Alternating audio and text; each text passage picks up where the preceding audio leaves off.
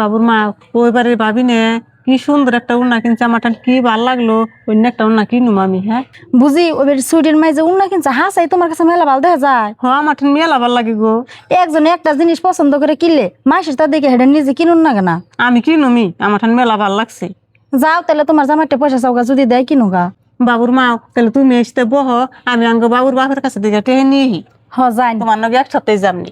হ দেহ তুমি এসতে বই রয়েছে নে, তোমার একটা কথা কই, আমার 1-150 টেহা দেও না।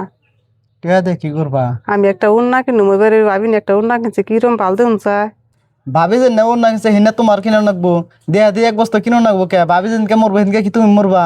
তুমি একদম মরার খবর নিলা যে ভাবি যেদিন মরবো সেদিনকে আমি মরুম নিহি। সামান্য একটা উন্না কিনুম, 1-150 টেহা আছে, তাই তুমি দিবা না।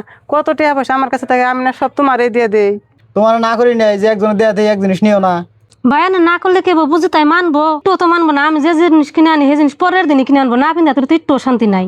এই ভাবি আপনি এমনি মানুষকে এমনি পয়সা দিতেছেন না, আপনারা এনে জলা আগুনে ঘিরে দিতেছেন। আনেন থেকে জান আমার টেহা আমি কিন্তু মানের কি হবো, আনের কেরাইবার কইছে।